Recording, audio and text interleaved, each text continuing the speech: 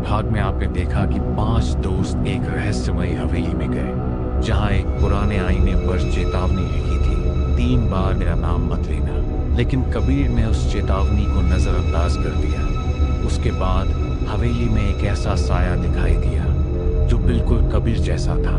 कुछ दिनों बाद कबीर रहस्यमयी तरीके से गायब हो गया और उसके कमरे के आईने पर सिर्फ एक संदेश लिखा मिला, अब मैं अकेली नहीं हूँ।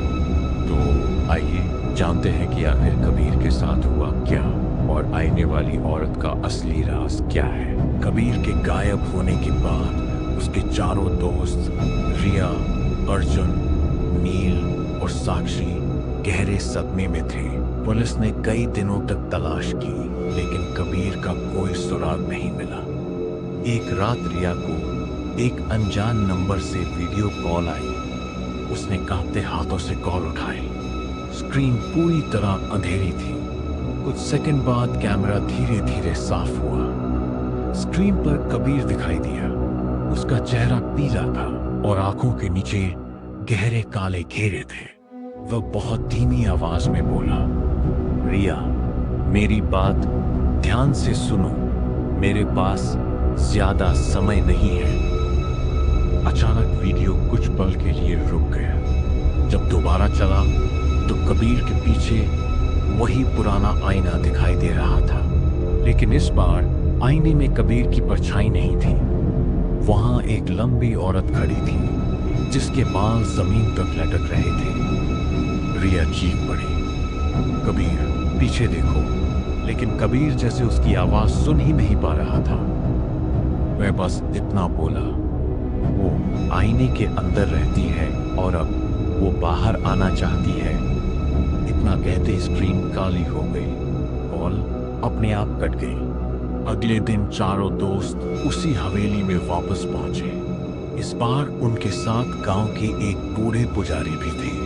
पुजारी ने हवेली में कदम रखते ही कहा, यहाँ कोई आत्मा नहीं बल्कि एक शाप कैद है।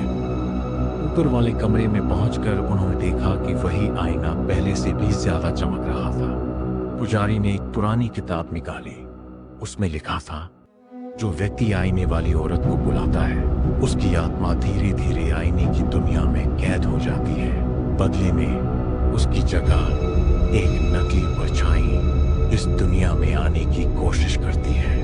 रिया के पैरों तले जमीन खिसक गई। इसका मतलब जिसे वे कबीर समझ रहे थे वह शायद कबीर था ही नहीं। उसी समय अर्जुन ने आईने की ओर देखा। उसे आईने में 5 लोग दिखाई दिए, लेकिन कमरे में तो सिर्फ 4 लोग थे। 5वां कौन था? धीरे धीरे वह 5वीं आकृति सबके पीछे आकर खड़ी हो गई। उसका चेहरा दिखाई नहीं दे रहा था। फिर उसने अपना सिर उठाया और मुस्कुरा दी। कमरे की सारी मोमबत्तियां एक साथ बुझ गईं। खूब अंधेरा छा गया। कुछ सेकंड बाद जब अर्जुन ने टॉर्च जलाई तो पुजारी गायब था।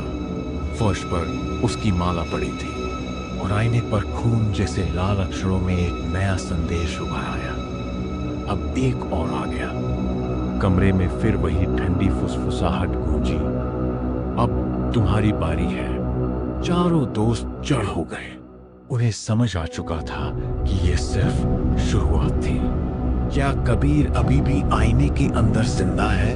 और क्या कोई इस श्राप को हमेशा के लिए खत्म कर पाएगा? इन सभी सवालों का जवाब मिलेगा अंतिम और सबसे डरावने भाग में।